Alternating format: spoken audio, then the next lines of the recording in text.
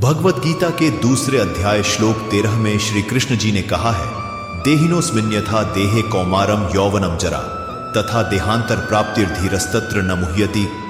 यानी शरीर बदलता है, जीवन की अवस्थाएं बदलती हैं, लेकिन तुम्हारी असली पहचान आत्मा न कभी पैदा होती है न खत्म। इसे समझने वाला कोई भी बदलाव देखकर घबराता नहीं। अनुराधा की दुनिया एक रात में बदल गई। 6 साल का उसका बेटा, जिसकी हंसी से घर गूंजता था, जिसकी भागदौड़ से कमरों में जान रहती थी, वह अचानक इस दुनिया से चला गया। पहले हफ्ते तो अनुराधा को समझ ही नहीं आया कि हुआ क्या है। वह कमरे में बैठी रहती, घंटों तक बच्चे के खिलौनों को घूरती रहती, कभी उसका छोटा तकिया सीने से लगाती, कभी उसकी पसंदीदा कार को हाथ में पकड़कर रो उठती। न खाना, न नींद, न किसी से बात, बस एक ही सवाल, मेरा बच्चा कहाँ गया।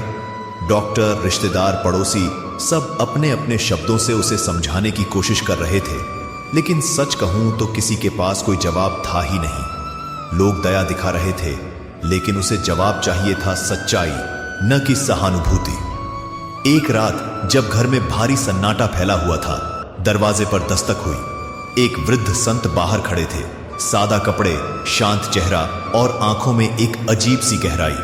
अनुराधा ने उन्हें अंदर बुला लिया।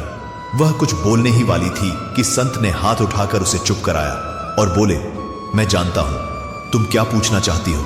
अनुराधा की आंखें भर आईं। संत ने धीरे धीरे कहा, गीता का एक श्लोक है, जैसे शरीर बचपन से जवानी और जवानी से बुढ़ापे तक बदलता है, वैसे ही आत्मा एक शरीर छोड़कर आगे बढ़ती है। बुद्धिमान इसमें दुख नहीं ढूंढता। अनुराधा को लगा जैसे किसी ने उसके दिल पर रखे भारी पत्थर को हल्का कर दिया हो। वह पहली बार किसी के शब्दों को सिर्फ सुन नहीं रही थी, वह उन्हें महसूस कर रही थी।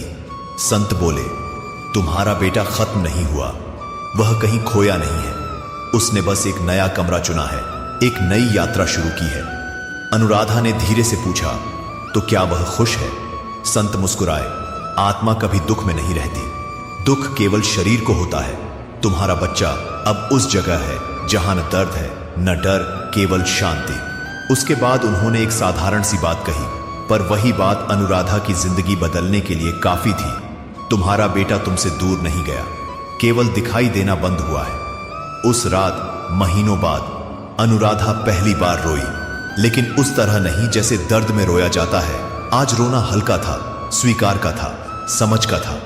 धीरे धीरे उसने खुद को संभाला, खाना शुरू किया, काम संभाला, घर संभाला, बच्चे की यादों के साथ जीना सीखा, उनसे भागना नहीं। और फिर एक दिन उसने महसूस किया कि उसकी दर्द की कहानी किसी और की मदद बन सकती है। आज अनुराधा उन माता पिता की सहायता करती है जिन्होंने अपने बच्चों को खो दिया है। वह उन्हें वही बात समझाती है जो संत ने उसे समझाई थी, शरीर छूटता है, आत्मा नहीं। जिंदगी टूटती है पर खत्म नहीं होती। वह हर माता पिता से कहती है, तुम्हारा बच्चा कहीं नहीं गया, बस अपने अगले अध्याय में चला गया है, और तुम जब भी उसे याद करते हो वह तुम्हारे पास होता है। कहानी का अंत यहां नहीं, क्योंकि आत्मा का अंत कहीं नहीं,